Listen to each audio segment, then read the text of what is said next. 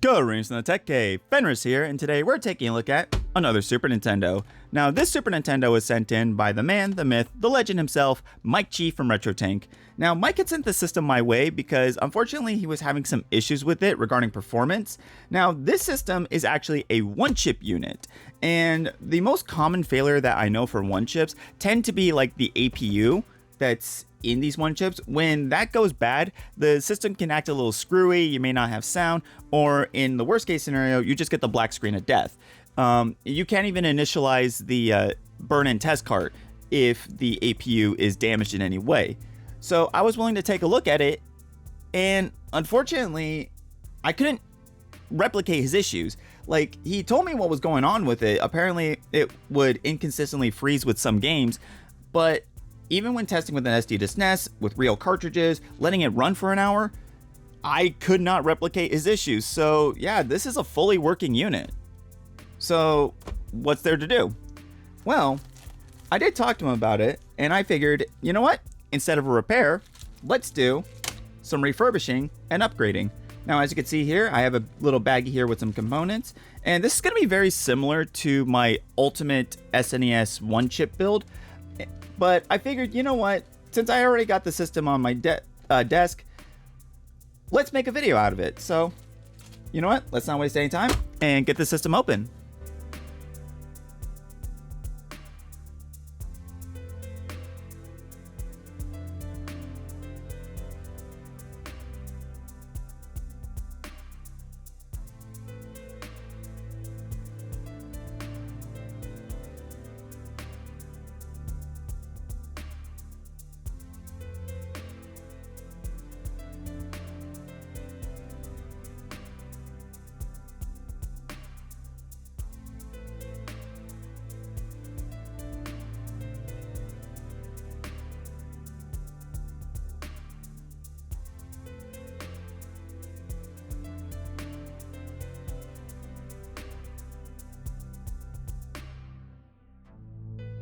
So looking at the main motherboard here, I can see that there's been some work previously done to it.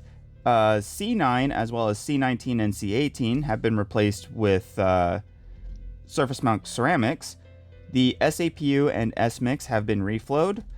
Where a 1000 microfarad 25 volt capacitor would be is instead being populated with a 470 microfarad 35 volt capacitor. And I can also see there are a couple of ceramic caps installed on the 7805, I guess to ensure clean power output coming from the 7805, which is fine, but since I already have all the parts to recap and, you know, do some tune-ups to this board, I might as well remove what's already been done and install that instead. And as well, I'm going to go ahead and reflow the SMIX and SAPU just to have much clean solder joints. So let's not waste any time and get to it.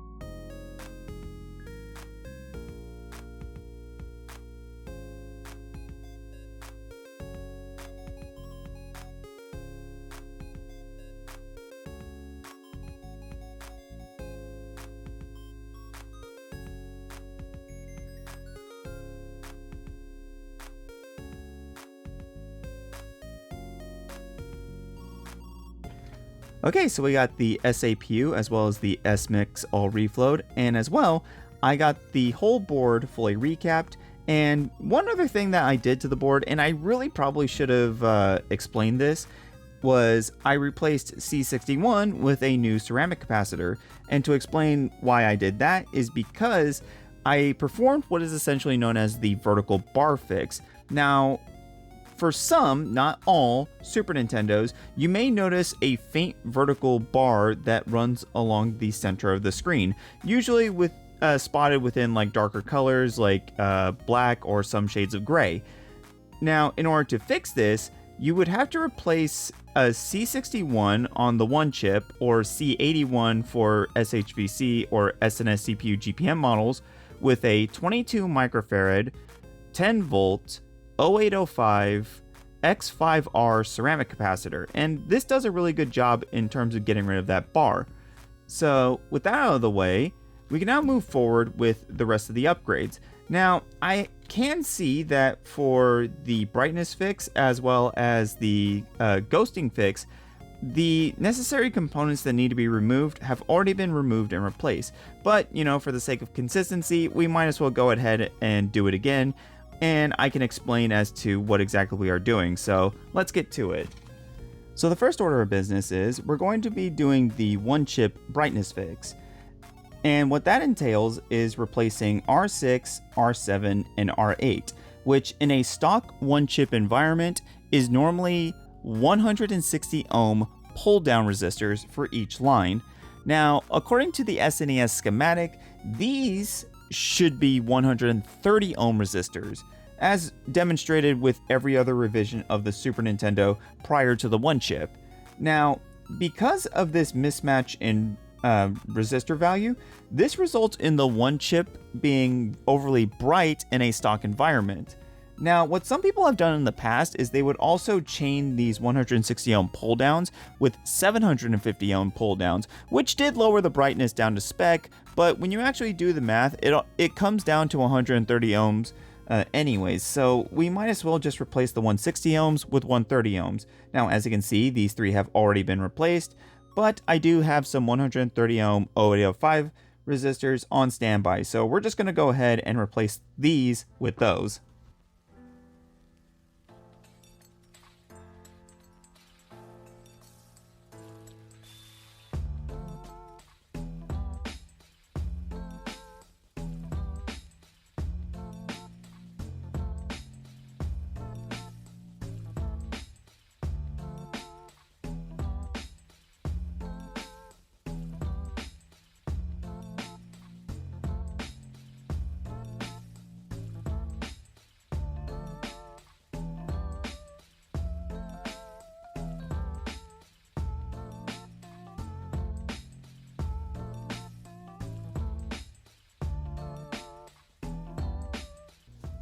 So with the brightness fix out of the way, we can now move on to the next step, and that is the ghosting fix.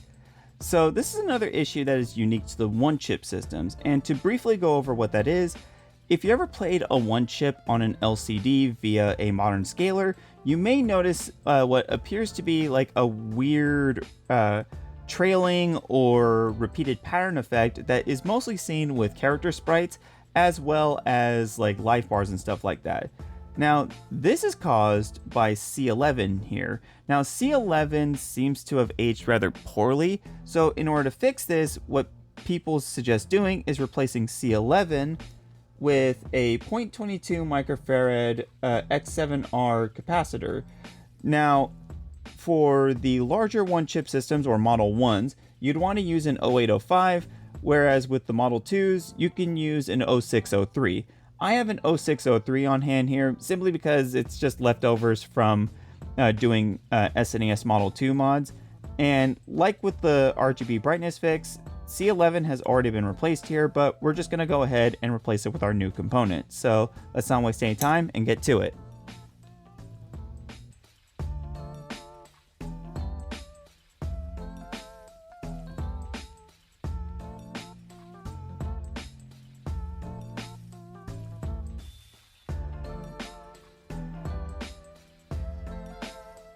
So with the brightness and ghosting fixes applied, we now only have one more fix that we need to apply, and this one's actually something a little bit more recent. So it's come to my attention that the speedrunning community had found the Super Nintendo's audio gets ever so slightly faster as it heats up, and this seems to be caused by this component right here. This is a ceramic resonator, and it's essentially the oscillator for the audio side of things. Now, unfortunately, this component has aged rather poorly, and because of that, this system is not able to keep a stable clock for the audio. So what we're going to be doing is we're going to replace this ceramic resonator with a crystal oscillator. Now, this is a 24.576 megahertz oscillator crystal. Now, unfortunately, it's not going to be a simple swap and drop, because we need to attach two 20 picofarad capacitors to both ends of the oscillator crystal. And fortunately, when we flip this motherboard over and come over here, we already have the landings for this crystal oscillator here. So we got C56 and C55. So what we're going to do is not only are we going to remove the ceramic resonator, we're also going to remove C56 here and swap these both out with the crystal oscillator and the two 20 picofarad capacitors. So let's not waste any time and get to it.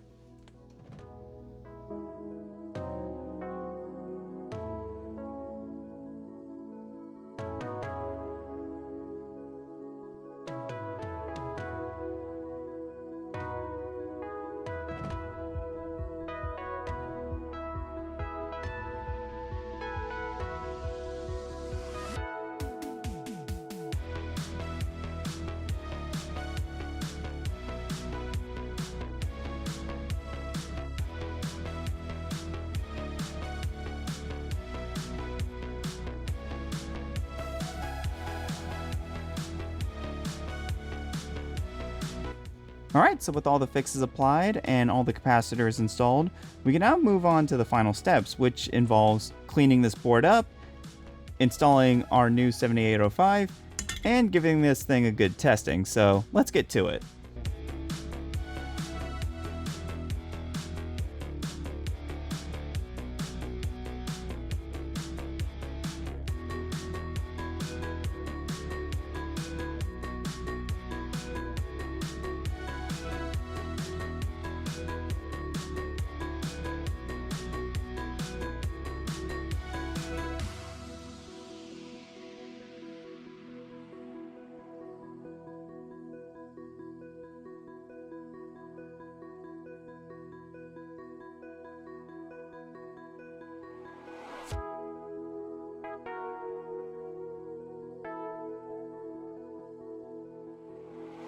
Alright, so we got the Super Nintendo all hooked up here. I got AV and power plugged in, and I got the power switch reinstalled. So now, all we need to do now is test it. So we're going to plug in our burn-in test cart, click on the power, and as we can clearly see, we are able to boot into the burn-in test screen. So let's make sure the Super Nintendo works. Alright, passing so far. Passing. APU. Pass.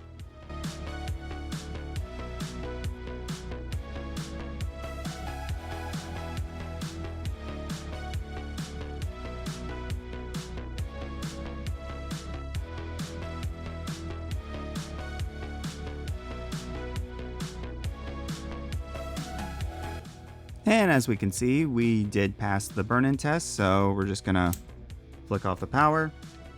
And we're just gonna go ahead and switch cables, so I'm just... God, that's really tight. There we go. And I just dropped the controller. So we're gonna plug in our RGB cable, switch over to SCART RGB.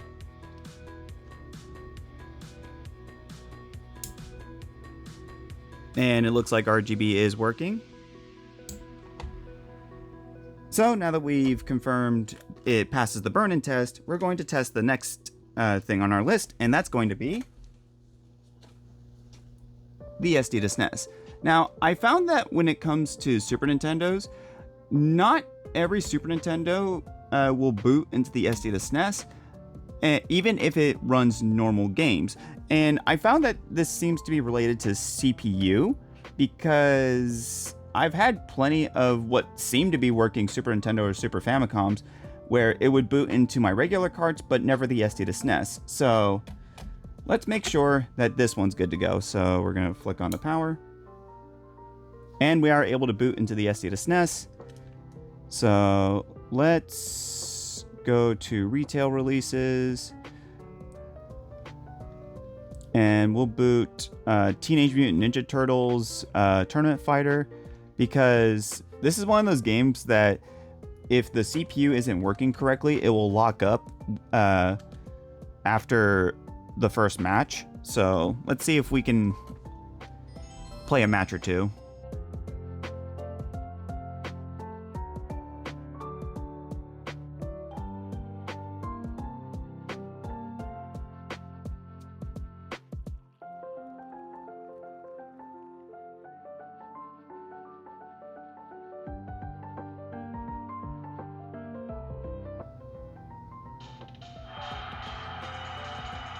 All right, so we're able to complete a match, so good to go.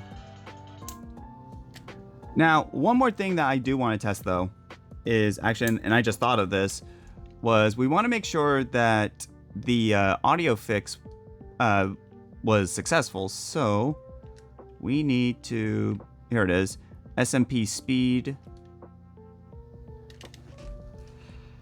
So what we're going to be paying attention to is the DSP sample rate. Now, under normal circumstances, we would see this number start to gradually climb as the system is heated up.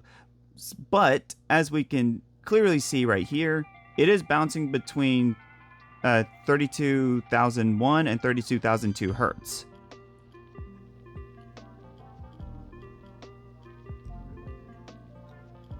Now, if this was with the stock resonator, we would actually start seeing the DSP sample rate slowly climb as, you know, each minute passes.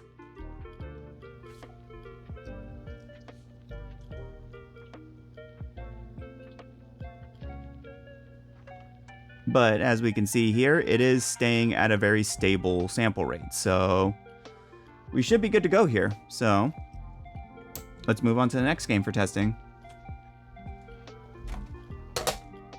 So we're going to do a CIC check with Donkey Kong Country.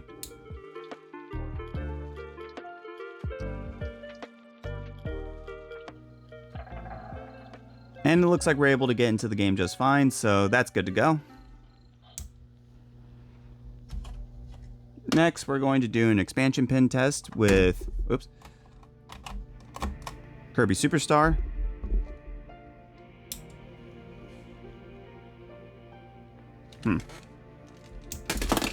And I just dropped my controller, but let me try reseating it.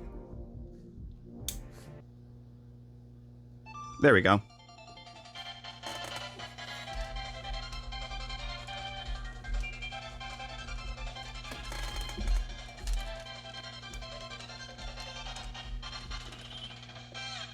All right, good to go. And just for fun, we're going to do a random game test, and by random, I mean we're going to play some Kamen Rider.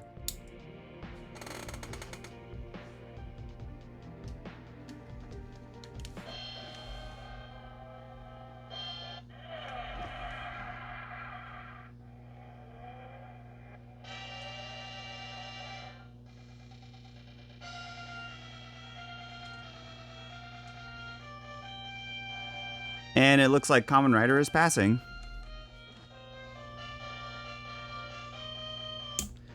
So yeah, for all intents and purposes, this is a fully working one-chip Super Nintendo. So, now that we've confirmed the board is working, all that we need to do now is put it back together.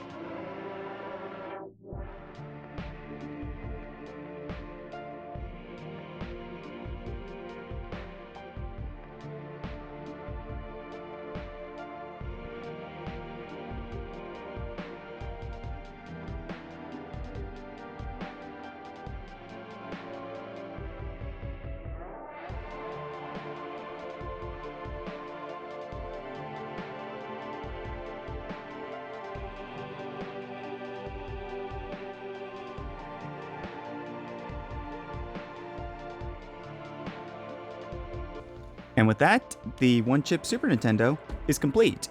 We got the system fully recapped, we got the brightness fix, as well as the ghosting fix, the vertical bar fix, as well as the new audio fix applied, and now we are left with a beautiful one-chip Super Nintendo. Now you may have noticed that I didn't put this shielding back on, and the reason why is because unfortunately this shielding doesn't really do its job in terms of like blocking RF interference, and instead it actually adds a little bit of extra noise to the picture, so we don't need this anymore. So with that out of the way, I hope you all enjoyed the video. If you liked what you saw, feel free to like, comment, and subscribe, and as always, until the blue moon rises, I'll see you next time.